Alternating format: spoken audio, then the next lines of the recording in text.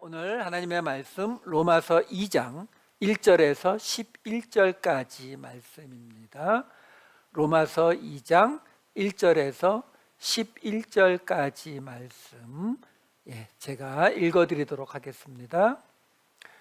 그러므로 남을 판단하는 사람아, 누구를 막론하고 내가 핑계하지 못할 것은 남을 판단하는 것으로 내가 너를 정죄함이니 판단하는 내가 같은 일을 행함이니라. 이런 일을 행하는 자에게 하나님의 심판이 진리대로 되는 줄 우리가 아노라. 이런 일을 행하는 자를 판단하고도 같은 일을 행하는 사람아, 내가 하나님의 심판을 피할 줄로 생각하느냐? 혹 내가 하나님의 인자하심이 너를 인도하여 회개하게 하심을 알지 못하여 그의 인자하심과 용납하심과 길이 참으심이 풍성함을 멸시하느냐? 다만 내 고집과 회개하지 아니한 마음을 따라 진노의 날 곧 하나님의 의로우신 심판이 나타나는 그 날에 임할 진노를 내게 쌓는도다.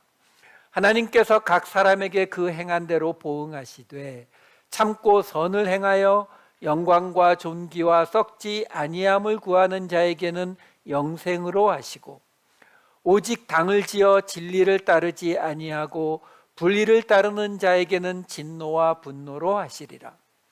악을 행하는 각 사람의 영에는 환난과 곤고가 있으리니 먼저는 유대인에게요 그리고 헬라인에게며, 선을 행하는 각 사람에게는 영광과 존귀와 평강이 있으리니 먼저는 유대인에게요 그리고 헬라인에게라. 이는 하나님께서 외모로 사람을 취하지 아니하심이라. 아멘. 지지난주에 우리는 어떤 이야기를 봤었느냐면, 하나님의 진노가 하늘로부터 나타나는데 누구에게요? 1장 18절 볼게요. 하나님의 진노가 불의로 진리를 막는 사람들에 대해서 하늘로부터 나타난다고 했어요. 여기서 여러분들이 잊지 마셔야 되는 게 뭐냐면, 진리를 막는 사람들이라고 나오는데 여기 나오는 진리가 뭐예요? 여기서 뭐 트루스, 뭐 이 세상의 진리, 성경 말씀의 진리 이러면 해석이 안 된다고 말씀드렸어요. 여기서 지금 사도 바울이 말하는 진리는 뭐예요? 은혜의 구원, 은혜로 구원한다는 그 진리, 그걸 막아서는 사람들에게 하나님의 진노가 임한다라고 했죠.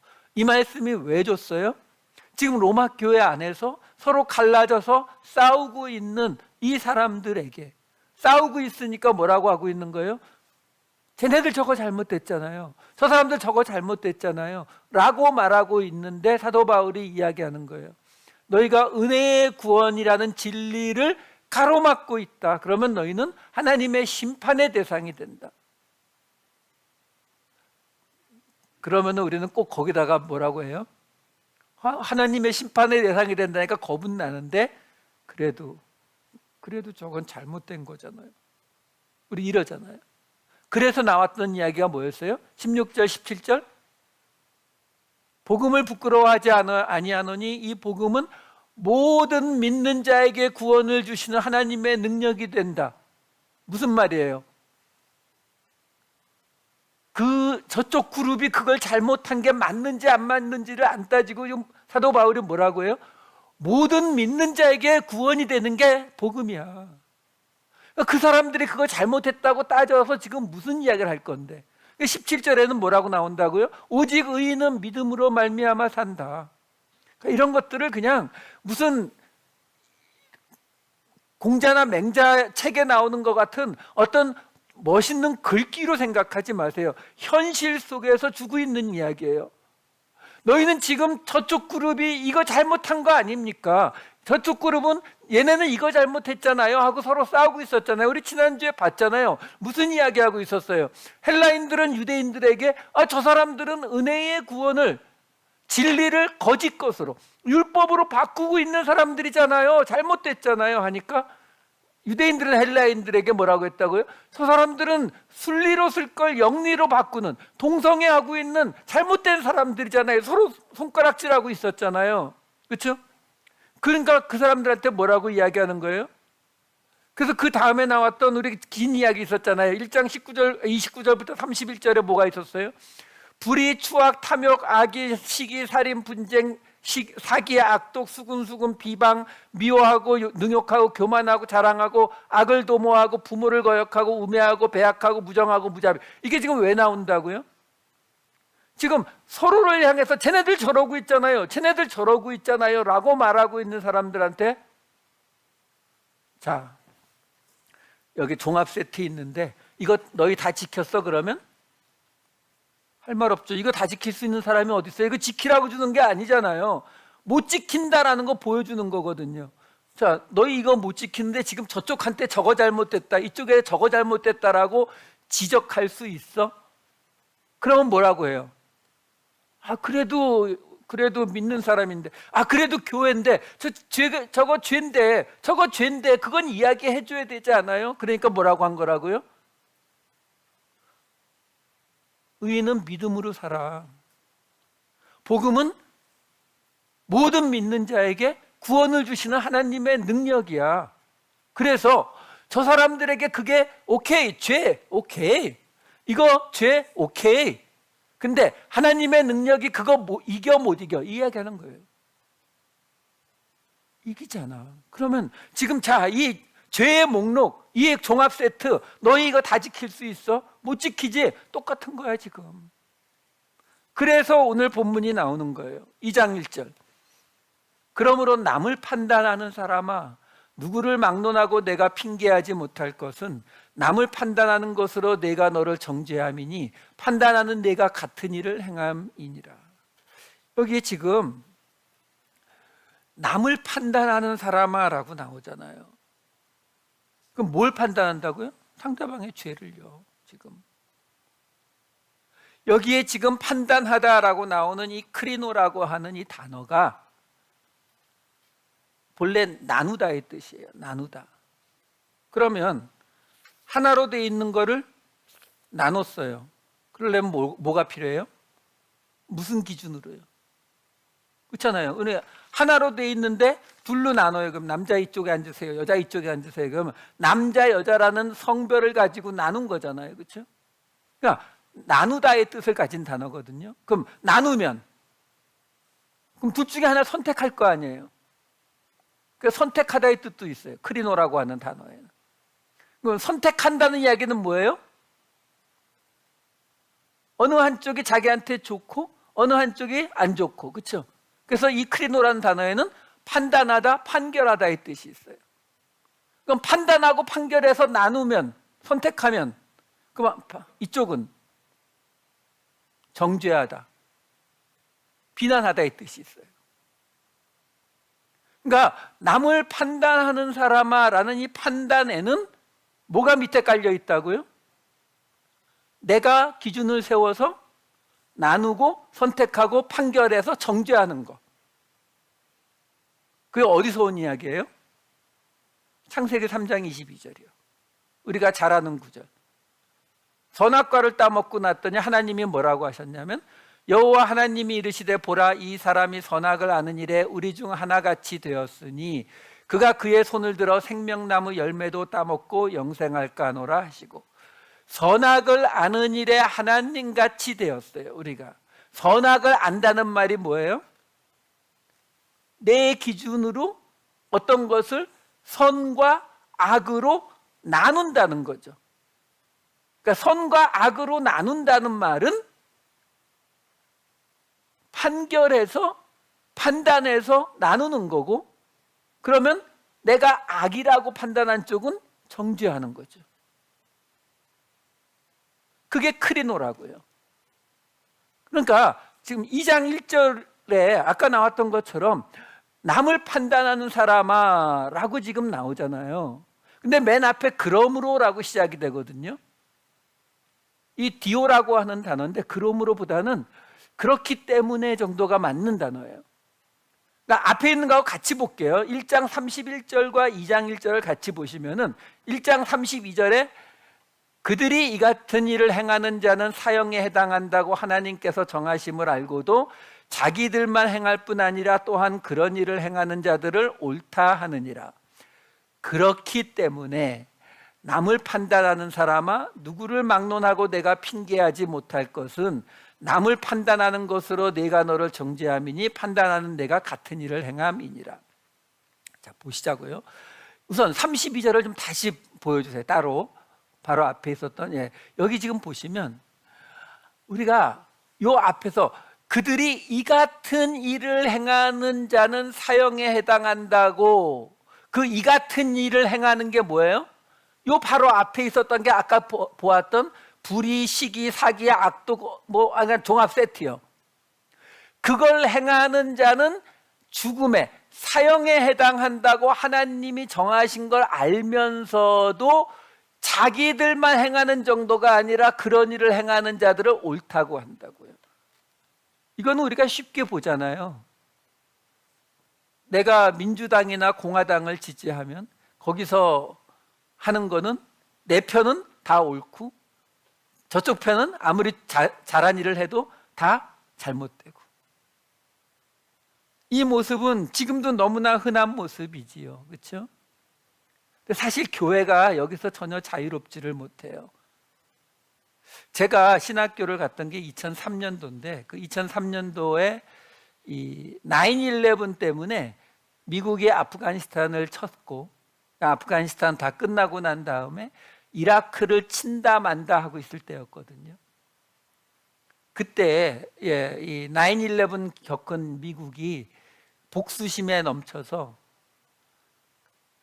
아프가니스탄은 그 빈라덴 잡으려고 쳤던 게 맞는데 이라크를 치는데 별로 근거가 없다 보니까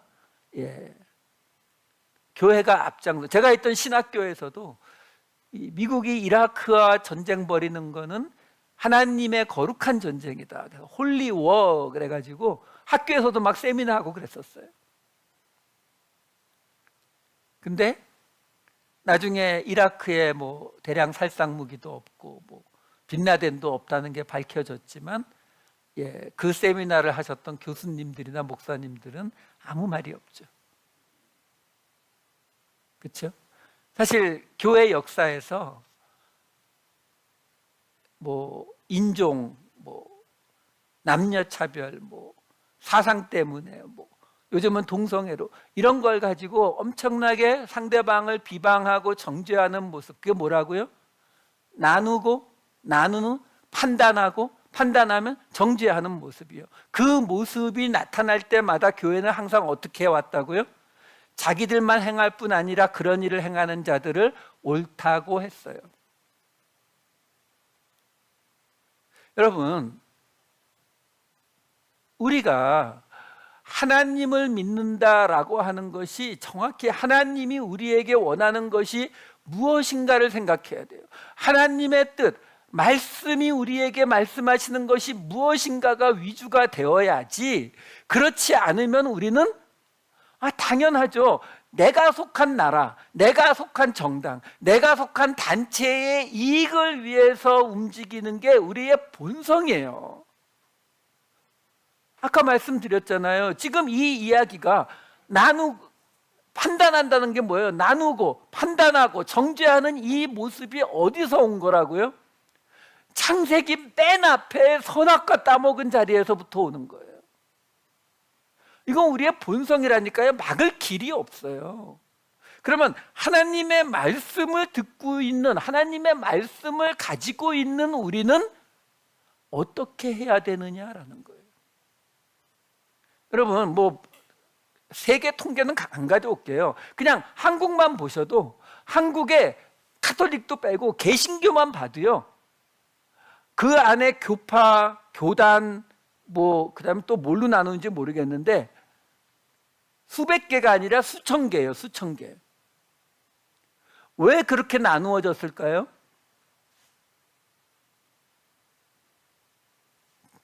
그 얘기가 지금 오늘 이야기예요. 남을 판단하는 사람아, 그 많은 교단과 교파가 왜 나눠졌겠어요? 뭔가 때문에 싸웠겠죠.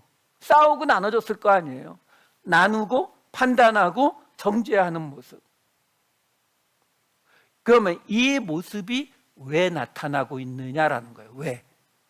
인간 본성이라면서요. 인간 본성인데 그 본성이 왜 나타나고 있다고요? 우리에게 뭐가 없어서요? 하나님의 진리. 그 진리가 뭐예요? 은혜의 구원. 여러분, 은혜의 구원이라고 하는 게 성경 역사가 쭉 흘러오다가 나중에 보니까 예수님이 십자가를 지셔서 구원했다는데 이걸 뭐라고 설명을 해야 될까 고민하다가 나온 이야기가 은혜의 구원이 아니라니까요. 애초부터 선악과를 따먹은 우리의 그 죄성을 다시 돌려놓을 수 있는 유일한 방법이 은혜의 구원이에요. 왜? 나누고 판단하고 정죄하는 것을 차단하잖아요. 그렇기 때문에 이 은혜의 구원이 없으면 나눠지고 판단하고 정죄하게 되어 있다라는 거예요. 그러니까 이 은혜의 구원이라고 하는 개념을 그런 쪽에서 받으셔야 돼요. 우리가 흔히 그런 말 하잖아요. 뭐 이렇게 기복신앙, 예수 믿고 복 받는 거. 그게 왜 잘못됐죠? 복 받으면 안 돼요? 뭐 행위로 구원받는 거, 행위주의. 그건 왜 뭐가 문제예요? 아니 예수 믿으면서 더 깨끗하게 살고 더 봉사하고 더 헌신하고 하는 게 그렇게 큰 문제가 돼요? 여러분 이런 것들을 교리의 문제로 받아들이시고 해석하려고 하면 끝이 없다니까요. 그게 왜 안 되느냐면 행위주의가 왜 안 되고 기복신앙이 왜 안 되느냐면 복받는 사람들 배 아파서 그러는 게 아니라 행위주의나 기복신앙은 뭐하고 부딪힌다고요? 은혜의 구원과 부딪히죠. 왜?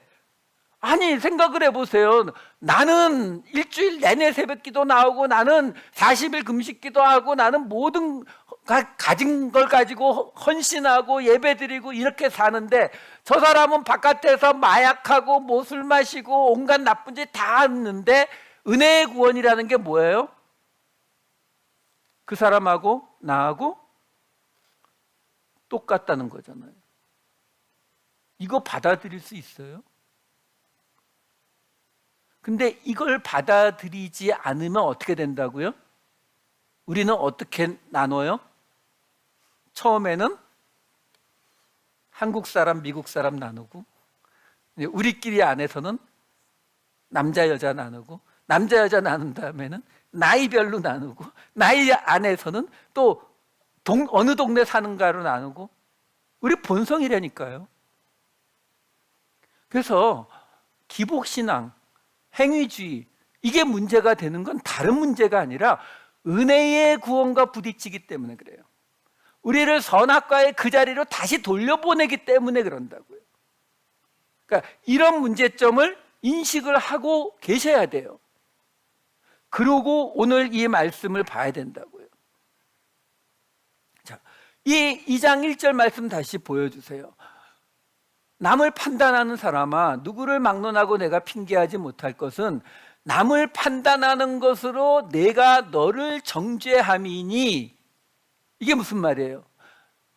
우리 솔직히 오늘 설교 제목이 로맨스와 불륜의 차이점이잖아요. 그렇죠? 로맨스와 불륜의 차이점이 뭐예요? 나요, 나. 이게 내가 연결되어 있느냐 아니냐잖아요. 내가 관련돼 있으면 로맨스인 거고 내가 관련 안 돼 있으면 불륜인 거잖아요.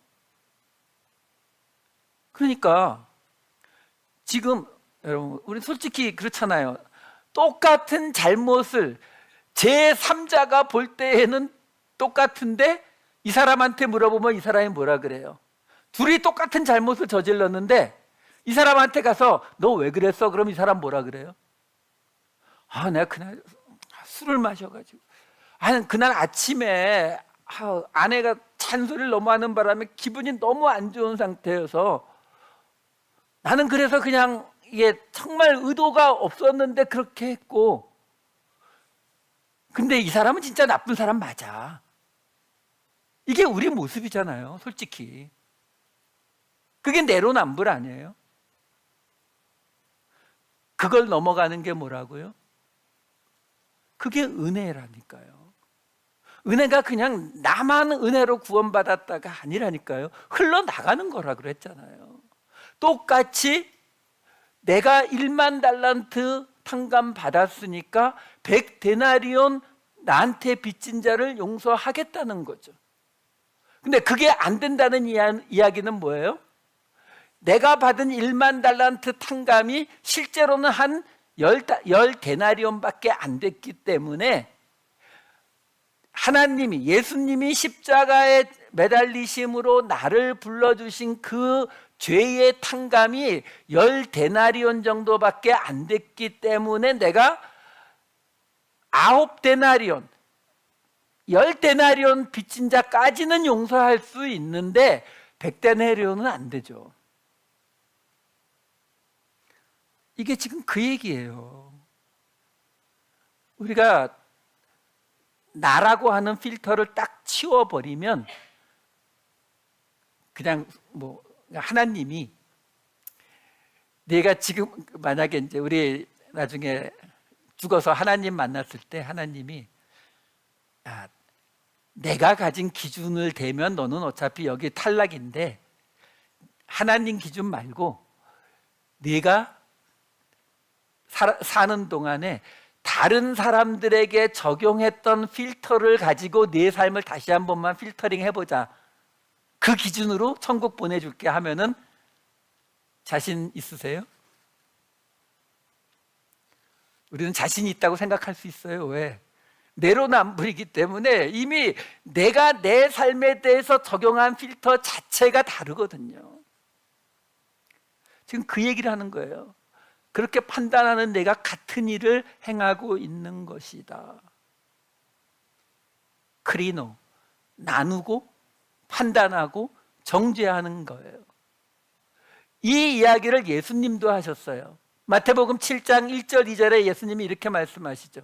비판을 받지 아니하려거든 비판하지 말라. 너희가 비판하는 그 비판으로 너희가 비판을 받을 것이요 너희가 헤아리는 그 헤아림으로 너희가 헤아림을 받을 것이니라. 여기 나오는 비판, 이게 같은 단어예요. 크리노. 나누는 거, 판결하는 거, 정죄하는 거. 근데 예수님이 이 이야기에 이어서 무슨 이야기 하셨는지 아세요? 곧장 이어서 3절에서 5절. 형제의 눈 속에 있는 티, 내 눈 속에 들보. 뭐죠? 내로남불 이야기의 전형적인 케이스잖아요. 예수님 이 이야기 하시려고 한 거예요. 남을 비판하는 게 죄다. 이제 그런 이야기 좀 그만하세요. 왜? 이 모든 이야기, 여러분, 구약도 마찬가지지만 구약은 워낙 길어서 찾기가 그리 쉽지는 않아요. 근데 신약을 여러분들이 읽으실 때에는 신약의 키워드는 딱 하나예요. 은혜의 구원. 쭉 읽어나가는데 이해가 잘 안 된다? 그러면 은혜의 구원이 어떻게 이 말씀에 적용되는지 찾아보세요. 이거 가지면 신약의 거의 대부분이 다 해석됩니다. 그 말은 뭐예요? 은혜의 구원을 생각 안 하면 우리가 하고 있는 대부분의 해석이 틀렸을 확률이 아주 높습니다. 한번 그 케이스를 볼까요? 1장 32절을 다시 보여주세요. 여기 지금 그들이 이 같은 일을 행하는 자는 사형에 해당한다고. 여기 이 같은 일을 행하는 이라는 이 말이 헬라어로 타토이아우타 프라손테스라고 하는 세 단어거든요. 이 같은 일을 행하는. 이 말이 뭐예요? 그 앞에 있었던 죄의 목록들, 시기, 질투, 수근수근, 사기, 살인 쫙 나왔던 거, 그걸 행하는 자는 죽음에 해당된다는 걸 알면서도 자기들만 행할 뿐 아니라 그런 일을 행하는 자를 옳다 한다고 했는데 2장 2절과 2장 3절에 보시면은 여기 또 이런 일을 행하는 자, 3절에도 이런 일을 행하는 자를 판단하고도 이렇게 나와요. 이게 지금 헬라어로도 똑같은 말들이에요. 그러니까 무슨 말이냐면 지금 2장 2절을 보시면은 이런 일을 행하는 자, 이게 누구라고요? 아까 말한 그 범죄의 종합 세트요. 그 많은 죄들을 행하는 자에게 하나님의 심판이 진리대로 되는 줄 우리가 아노라. 맞죠. 그러니까 뭐 사기, 질투, 뭐 시기, 뭐 수근수근, 비방, 뭐 살인, 이런 죄의 종합 세트를 행하는 자에게 하나님의 심판이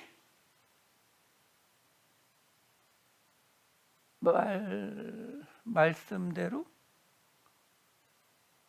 심판이 임하는 건 맞는 것 같은데 진리대로? 진리가 뭐라고요? 지금 로마서에서 바울이 말하는 진리가 뭐라고요? 알레테이아가 뭐라고요? 은혜의 구원이요. 자, 그러면 이 2장 2절이 해석이 어떻게 바뀌겠어요? 지금 사도 바울이 무슨 얘기를 하고 있는 거냐면요, 시기, 질투, 사기, 살인, 악독, 뭐 온갖 그 죄를 행하는 자에게 하나님의 심판이 은혜의 구원으로 되는 줄 우리가 아노라. 벌 한다는 이야기예요, 안 한다는 이야기예요? 안 한다는 이야기인데요. 이거 지금 그런 나쁜 짓을 행하는 사람들에게는 하나님의 말씀대로 벌이 임하는 게 맞지, 심판이 진리대로 되는 게 맞겠네 라고가 아니라니까요. 지금 왜? 지금 무슨 이야기 하고 있다고요? 계속 저 유대인들, 저 헬라인들, 저거 죄잖아요. 쟤네들 지금 저거 잘못했잖아요. 그거에 대해서 말하고 있는 거예요. 너희는 지금, 유대인들은 진리를 거짓으로 바꾸고 피조물인 사람 모세를 더 섬긴다고 비난하고 있고, 지금 너희 유대인들은 헬라인들 보면서 저 동성애하는 저 성적으로 타락한 저 인간들이라고, 죄인이라고 지금 비난하고 있는데 사도 바울이 뭐라고 한다고요? 지금 너희는 하나씩 두 개씩 꼽아서 지금 비난하고 있는데, 그거 말고 자, 여기 종합 죄 세트가 있는데 이거 다 행하는 사람에게도 하나님의 심판은 어떤 기준으로요? 은혜의 기준으로 행해질 거야.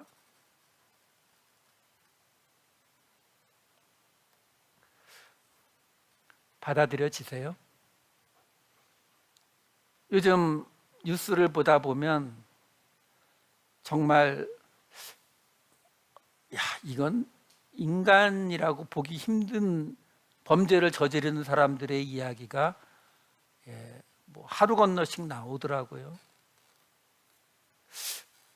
근데 우리 다 동의하잖아요. 그런 사람은 뭐 이 세상에서도 그냥 감옥에서 안 나왔으면 좋겠고, 뭐 마음 같아서는 그냥 사형 뭐 이랬으면 좋겠고, 나중에 하나님의 나라에서도 당연히 제외되면 좋겠는데, 아시죠? 은혜의 구원은 그들이 내 옆에 있을 수 있다는 걸 받아들이는 거예요. 결코 쉽지 않습니다.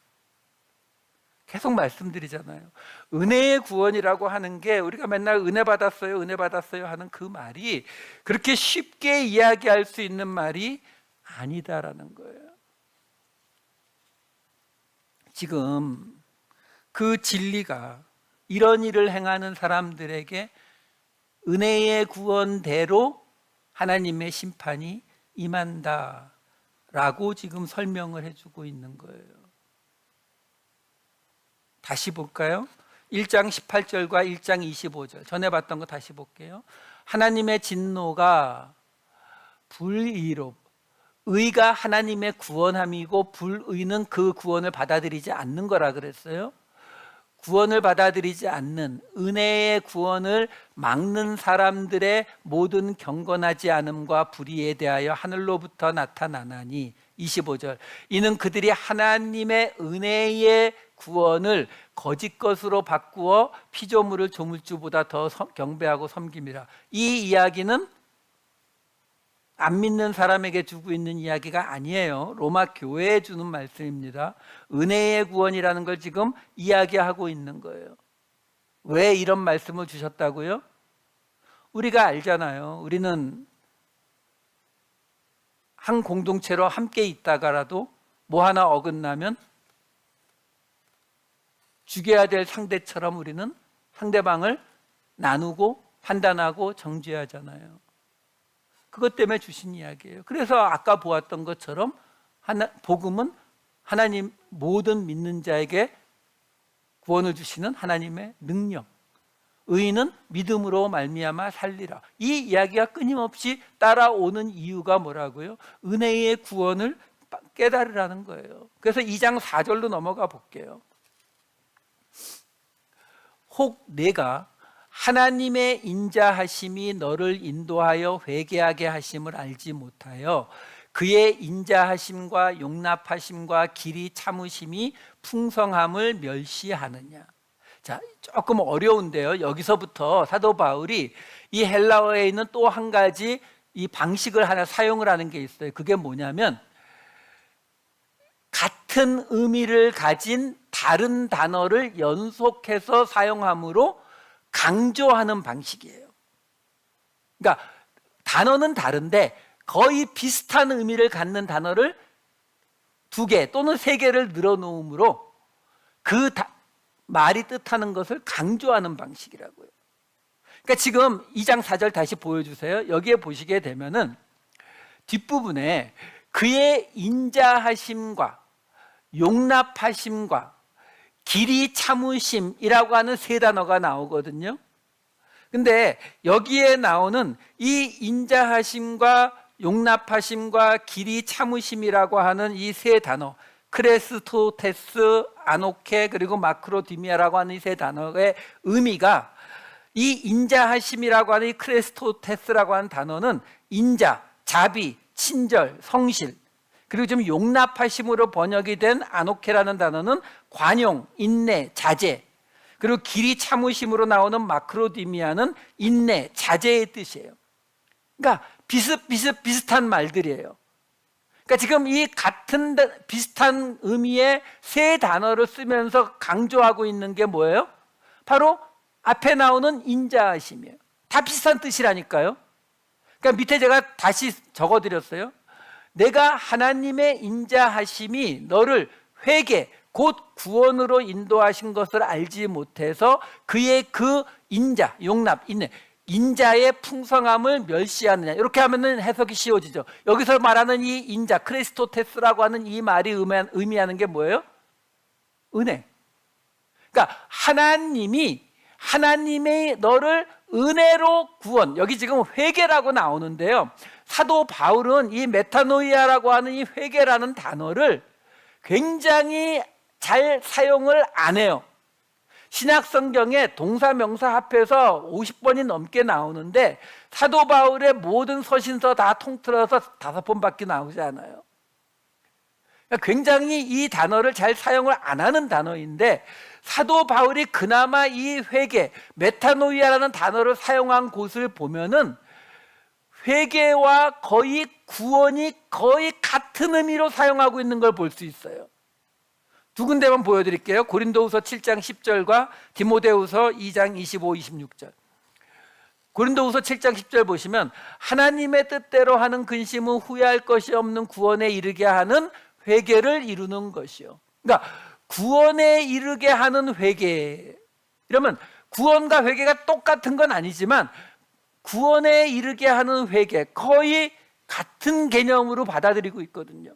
디모데후서 2장 25, 26절 보시면은 거역하는 자를 온유함으로 훈계할지니 혹 하나님이 그들에게 회개함을 주사 진리를 알게 하실까 하며, 회개를 하면 진리를 알게 된다. 진리가 뭐예요? 은혜의 구원을 알게 된다. 굉장히 가까운 개념으로 쓰거든요. 그래서 아까 보여줬던 그 장면을 다시 한번 보여주세요. 2장 4절 말씀. 예, 하나님의 인자하심이 너를 회개 곧 구원으로 인도하신 것을 알지 못해서 내가 그 하나님의 인자의 풍성함, 은혜의 풍성함을 멸시하느냐, 이런 의미가 되고 있는 문장이에요. 자, 2장 5절로 넘어갑니다. 다만 내 고집과 회개하지 아니한 마음을 따라 진노의 날 곧 하나님의 의로우신 심판이 나타나는 그날에 임할 진노를 내게 쌓는도다. 자, 여기 보시면은요, 진노의 날, 하나님의 심판이 일어나는 날에 당할 진노를 쌓고 있다. 이게 무슨 말이에요? 하나님의 심판의 날에 벌 받을 거란 얘기잖아요. 구원 못 받을 거란 얘기죠.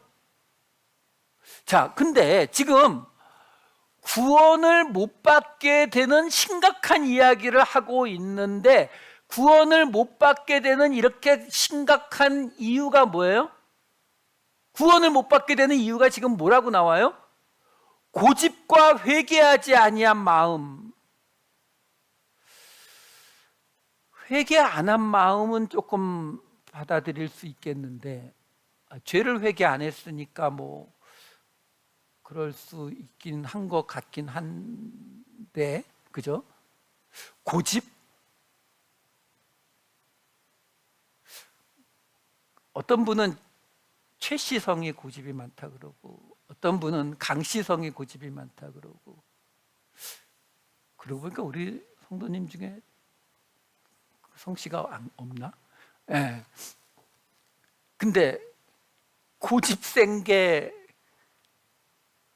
아니 다른 것도 아니고 구원을 못 받을, 하나님의 심판의 날에 진노를 받을 문제인가요?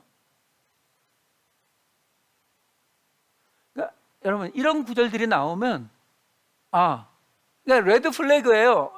이거는 그럼 지금 내가 생각하는 해석이 잘못된 거죠. 아니, 고집 세다고 구원을 안 해주신다는 게 말이 되냐고요.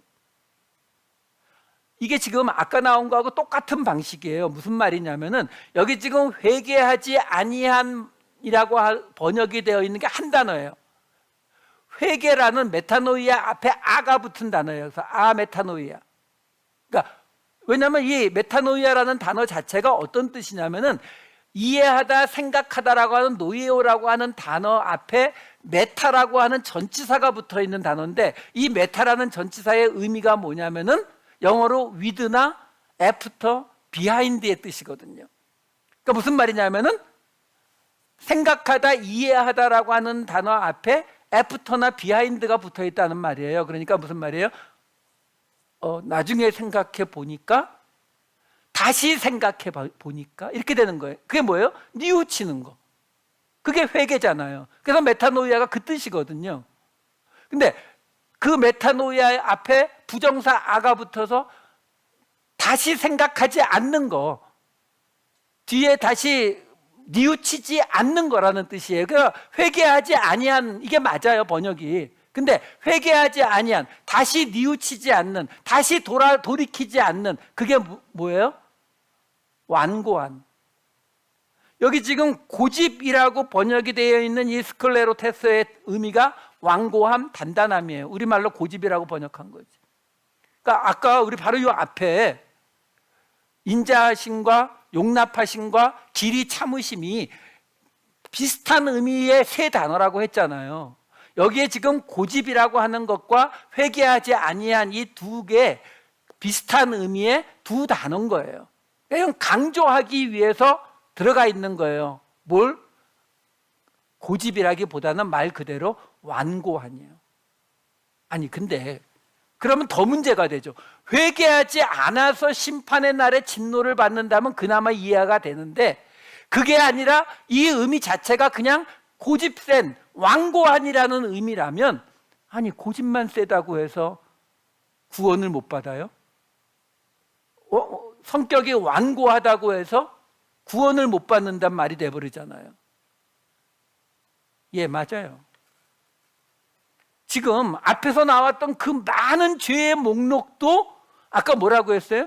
은혜의 구원으로 하나님이 심판하실 거라고, 은혜라는 잣대로 심판하실 거라고, 그 말은 벌하지 않을 거라고 얘기하신 거잖아요, 거의. 그죠? 근데 여기서는 지금 완고하다는 것 하나로, 고집세다는 거 하나 때문에 하나님의 심판을 받게 된다는 이 말이 이해가 되느냐고요. 이해가 되죠. 왜요? 계속 말씀드리잖아요. 키워드, 은혜의 구원이라는 키워드를 적용해 보시면 돼요. 이거는 구약에도 많이 나와요. 제가 에스겔서 말씀 하나 보여드릴게요. 에스겔서 3장 7절에 보면 이렇게 나와요. 그러나 이스라엘 족속은 이마가 굳고 마음이 굳어 내 말을 듣고자 아니하리니 이는 내 말을 듣고자 아니함이니라. 하나님의 말씀을 왜 안 듣는다고요? 이마가 굳고 마음이 굳어서. 예레미야 4장 4절. 유다인과 예루살렘 주민들아, 너희는 스스로 할례를 행하여 너희 마음 가죽을 베고 나 여호와께 속하라. 이게 지금 무슨 말일까요? 마음 가죽을 베라는 게 무슨 뜻이에요? 내 마음이 어디 있는지도 모르겠는데 그 마음의 껍데기를 칼로 자르라는 거죠. 무슨 말이에요? 그 딱딱한 마음을 제발 열고 여호와께 속하라고요. 왜요? 지금 완고함, 고집 센 것이 왜 구원을 못 받는 이유가 된다고요? 그 말이 뭘 의미한다고요? 하나님의 말씀을 받아들이지 못하는 이유가 되거든요. 근데 아니, 고집 세다고 하나님의 말씀을 왜 못 받아들여요? 당연히 받아들일 수 있지. 한 가지 이유는 못 받아들여요. 어떤 거요? 세상과 다른 거요. 은혜의 구원이요. 여기서도 마찬가지예요. 신명기 말씀 볼까요? 신명기 10장 16절. 그러므로 너희는 마음에 할례를 행하고, 마음에 할례를 행하라는 게 뭐예요? 하나님의 말씀을 들을 수 있게 하라는 거죠. 그래서 다다음 주에 나오겠지만 지금 우리가 보고 있는 로마서 2장 29절에 나오잖아요. 이면적 유대인이 유대인이며 할례는 마음에 할지니. 조금만 더 마저 볼게요. 아까 보았던 신명기 10장 16절 마음에 할례를 행하라는 그 말 뒤에 16절 17절 같이 보면 이렇게 나와요. 너희는 마음에 할례를 행하고 다시는 목을 곧게 하지 말라.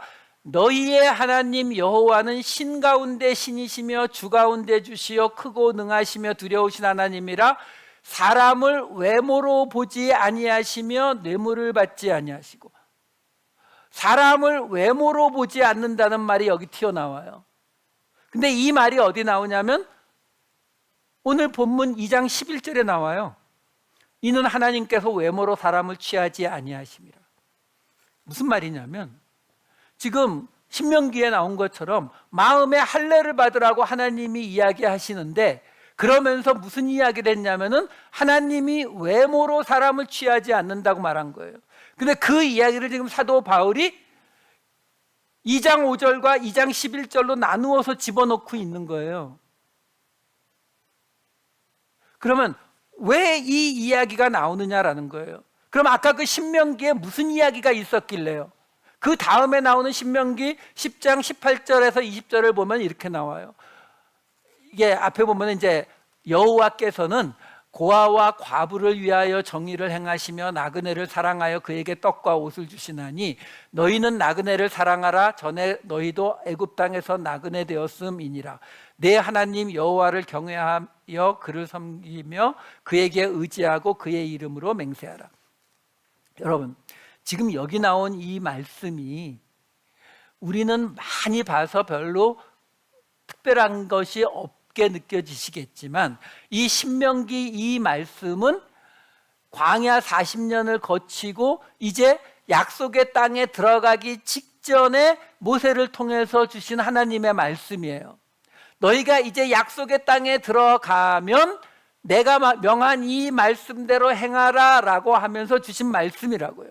근데 거기에 지금 너희가 섬길 하나님에 대해서 뭐라고 말을 하고 있냐면 고아와 과부를 위해서 정의를 행하시고 나그네를 사랑해서 떡과 옷을 주시는 분이라서 너희도 나그네를 사랑하라고 말하고 내 하나님 여호와를 경외하고 그를 섬기고 그에게 의지하고 그의 이름으로 맹세하라고 나오는데요. 문제는 이 당시의 다른 지역, 가나안 지역에서 신을 섬기는 모든 곳에서 이런 모습이 없죠.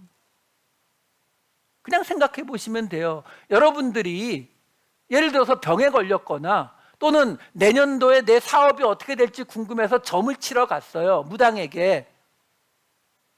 근데 무당이 뭐라 그래요? 나는 고아와 과부를 돌보고 나그네를 돌보아주는 게 좋으니까 그걸 행하세요. 그러면 여러분들 뭐라고 하시겠어요? 아니, 저는 지금 비즈니스 문제 때문에 제가 사귀는 사람과 궁합이 잘 맞는지 이 문제 때문에 왔는데요. 지금 이 이야기는요, 일반적인 신을 섬기는 방식이 아니에요. 신은 어떻게 섬겨요? 신전에 가면 신상이 있고 그 신상 앞에 내가 제물을 드리면서 내가 원하는 것을 이야기하면 신이 내 소원을 들어주는 거. 아주 깔끔한 기브 앤 테이크예요. 근데 여기 나오는 하나님을 섬기는 것까지는 오케이. 근데 하나님께 의지하고 그의 이름으로 맹세하고 이런 거 없어요. 다시 말해서 우리가 계속 말씀드리잖아요. 내가 거룩하니 너희도 거룩하라. 거룩은 구별이라고요. 하나님이 거룩하니, 하나님이 세상의 다른 신들과 구별되는 신이니까 너희도 세상과 구별되라는 거잖아요. 근데 문제가 뭐냐면 사람들이 기본적으로 알고 있는 신을 섬기는 방식, 신을 만나는 이유, 신에게 원하는 것이 있다고요. 그거는 전 세계 모든 인류, 모든 문화 속에서 똑같아요. 근데 하나님이 지금 이 약속의 땅에 들어가서 하나님을 섬기는 방식을 전혀 다른 이야기를 하고 있는 거거든요. 그럼 사람들이 받아들여요? 안 받아들여요? 안 받아들인다고요. 그래서 뭐라고 하는 거예요? 마음이 굳은 백성들아 라고 이야기하는 거예요. 그래서 하나님이 뭐라고 한다고요? 마음의 가죽을 칼로 찢어버리라고, 마음의 할례를 주라고 이야기하는 거예요. 자, 그러면 사도 바울이 이 이야기를 왜 가지고 왔다고요? 그래서 아까 신명기에 그 얘기가 나온 거예요. 하나님은 사람을 외모로 취하지 않는다. 무슨 말이에요? 너희가 하나님 앞에 와서 어떤 제물을 드렸는지, 어떤 자세로 경배를 했는지 이런 걸로 너희를 판단하지 않는다는 거죠. 그러면 내가 신에게 잘 보일 방법이 없어져요, 여러분. 여러분, 가끔 여러분들은 믿음이 좋으셔서 그런 생각 안 하실 게 뻔하지만 저는 믿음이 약해서 가끔 그런 생각 한다니까요. 우리가 이렇게 모여서 예배 드리는데 하나님 계신 거 맞아? 듣고 계시나? 아이고, 다 같은 시간에서 하나님을 바쁘게 할까? 좀 시간을 좀 다르게 정해놓으면은 그렇잖아요. 왜 우리가 그런 생각하죠? 여러분, 아주 제일 쉬운 방법이 뭔지 아세요? 여기에다가 동상 하나 만들어 놓는 거예요. 동상 하나 만들고, 근데 항상 보이면은 신비감이 없어지니까 여기를 막아버려요. 여러분, 정교회 쪽 가면은 여기에 이렇게 꽉 막아놨어요. 거기는 이 목회자 아니면 못 들어가게 해놓거든요. 이게 딱 막아놨다가 예배 시작하기 전에 쫙 열면 뒤에 하나님 상이 딱 있잖아요. 그러면 예배 드리는 사람들도 이해하기가 쉽죠. 여러분, 이슬람에서 하루에 5번씩 메카를 향해서 기도하는 게 아무것도 아닐 것 같지만 이슬람도 구약을 믿기 때문에 알라 신의 형상 만들지 않아요. 그러니까 알라 신의 형상을 안 만드니까 뭐가 문제가 돼요? 우리하고 똑같아요. 하나님의 형상이 없으니까 뭐가 문제가 돼요? 뭐가 문제가 되긴요. 여기 하나님이 계신가 안 계신가가 맨날 자신이 없어지잖아요. 열심히 예배드리고 이럴 때는 아닌 거 계신 것 같다가 조금 뭐 하면은 안 계신 것 같고 흔들리고 그러잖아요. 그래서 사람들이 저기 그리스도가 있다, 저기 그리스도가 있다 그러면 우르르 따라다닐 거라고 계시록에 나오잖아요. 왜? 하나님이 계신지 안 계신지 확신이 안 되니까 자꾸 그러는 거거든요. 근데 하나 만들어 놓으면 가장 쉽다니까요. 근데 그걸 못 만드니까 이슬람에서 한 게 뭐예요?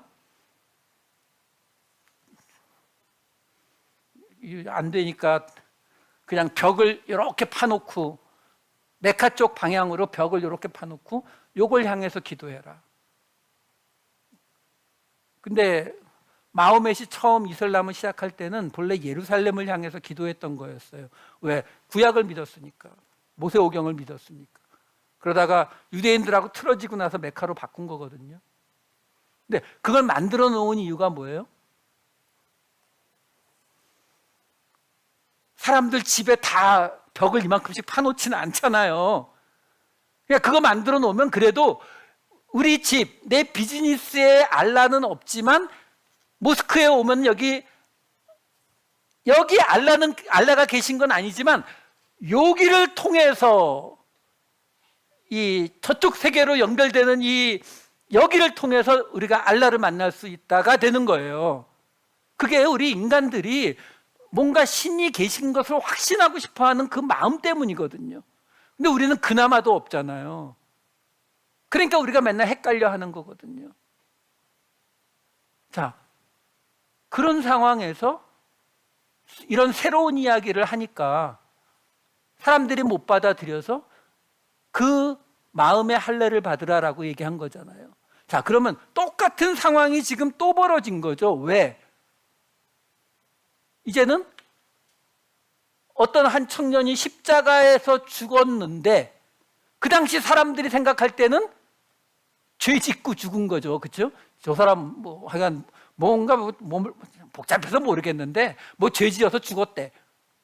그랬는데 뭐라고 하는 거예요? 그를 통해서 우리가 구원을 그냥 공짜로 받았다.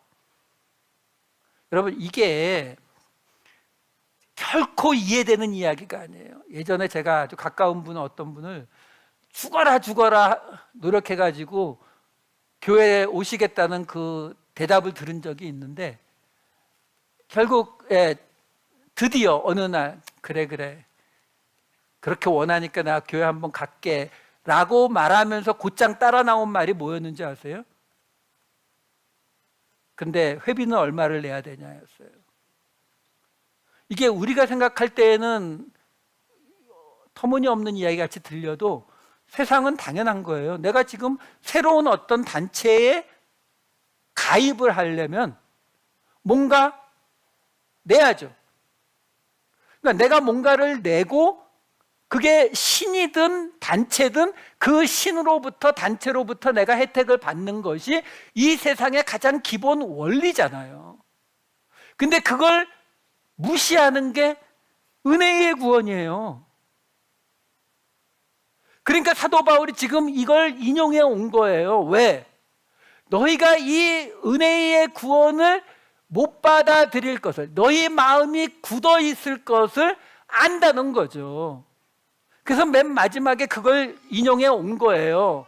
하나님은 외모로 사람을 취하지 않는다. 이 말이 은혜의 구원에서는 뭐가 되는 거예요?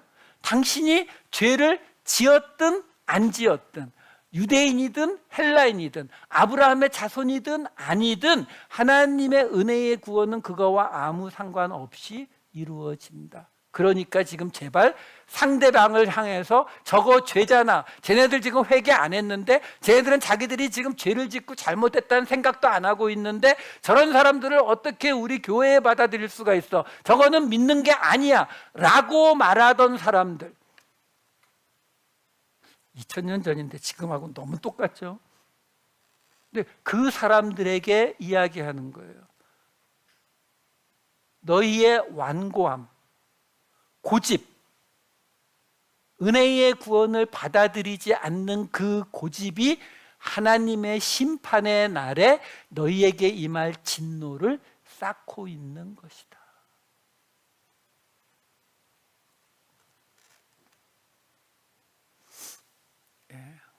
시간이 다 됐네요. 여러분, 그냥 결론만 말씀드리고 나머지는 다음 주에 할게요. 오늘의 이야기는 결국 우리가 가지고 있는 이 내로남불이라고 하는 것, 그 내로남불이 뭐예요? 나에게는 아주 넉넉한 잣대를, 남에게는 아주 칼 같은 잣대를 들이대고 있는 모습이에요. 여러분, 이걸 잊으시면 안 돼요. 이게 그냥 우리가 내가 성격이 안 좋아서 내가 좀 노력해야지 해서 벗어날 수 있는 게 아니라니까요. 이거는 선악과 때부터 지금까지 내려오는 우리의 인간의 가장 밑바닥에 깔려있는 본성 중의 본성이에요. 이거는 바꿔지지 않아요.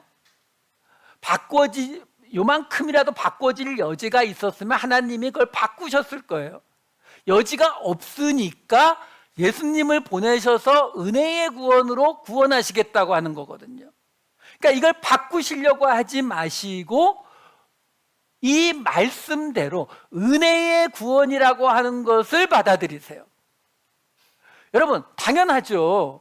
아니, 살인을 어느 날 만약에 우리 어떤 분이 나도 예수님 믿고 싶습니다 하고 왔는데 오셔가지고는 이야기하다 보니까 뭐 사람을 죽여가지고 뭐 감옥에서 한 20년쯤 있다가 출소한 사람이라고 하면, 그러면 그 사람 앉은 자리에서 이렇게 뚝 떨어져 앉으실 거 아니에요, 그렇죠? 꺼려지는 거는 어쩔 수 없다니까요. 마음으로부터 저 사람을 사랑으로 받아들여야지라고 하는 생각을 가지시는 거는 좋아요. 근데 그렇게 우리가 될 수 있느냐? 없다니까요. 아니, 정말로 좋은 인성을 가지고 정말 괜찮은 사람이어서 그 사람을 사랑으로 품었다고 생각해 보자고요. 겨우 사랑으로 품었더니 감옥 친구를 데리고 오네요. 그럼 어떻게 하시겠어요? 어쩔 수 없는 거예요, 여러분. 그렇기 때문에 우리는 끊임없이 생각하는 거예요. 끊임없이 뭘요? 하나님이 나를 보실 때에 그럼에도 불구하고 은혜로 나를 부르셨다. 그랬는데 주차장에 가서 내 차를 긁어놓은 사람을 보면 팍 터지죠, 그렇죠? 할 수 없어요. 터지는데 그때 또 키워드 은혜의 구원, 하나님의 진리대로 하나님께서 나를 1만 달란트로 탕감하셨다면 나도 100데나리온 한번 시도해보자. 이게 우리가 할 수 있는 전부예요.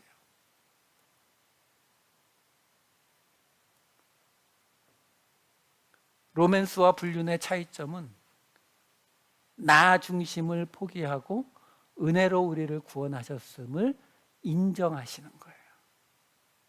자, 새로운 한 주, 다음 주에 추가로 말씀드릴게요. 새로운 한 주 일단 시도해 봅시다. 말씀대로 한번 해봅시다. 실패했다고 저는 하루는커녕 반나절도 안 돼서 직장에 출근하자마자 왕창 또 터졌어요. 괜찮아요. 왜? 다음 주에 또 똑같은 얘기 해드릴 거거든요. 그럼 또 하시면 돼요. 그래서 월요일 날 점심 먹기 전에 터졌는데 다음 주 월요일에는 점심 먹은 후에 터질 정도만이라도 늘어나면 돼요. 그게 우리가 이 땅에서 하나님의 백성으로 살아가는 방식입니다. 잊지 마세요. 우리는 은혜로 구원받았습니다. 기도하시겠습니다. 사랑이 많으신 아버지 하나님, 로마에 세워진 하나님의 공동체, 예수 공동체, 예수 그리스도의 교회가 아픔을 겪었습니다. 서로를 향해 손가락질하고 정죄하고 비난했습니다. 그러나 그들에게 주셨던 하나님의 말씀은 그럼에도 불구하고 하나님의 심판은 은혜의 진리대로, 은혜의 잣대로 주어진다는 것이었습니다. 아버지 하나님, 저희들 세상 속에서 이 은혜의 구원의 잣대로 살아보기를 원합니다. 자신 없습니다. 분명히 금방 포기할 것 같습니다. 하지만 일단 한 발자국 걸어보게 하여 주시옵소서. 그래서 하나님께서 우리를 부르신 그 은혜를 조금만 더 깊게 경험하게 하여 주시옵소서. 감사드리옵고 이 모든 말씀 우리 주 예수 그리스도의 이름으로 기도하옵나이다. 아멘.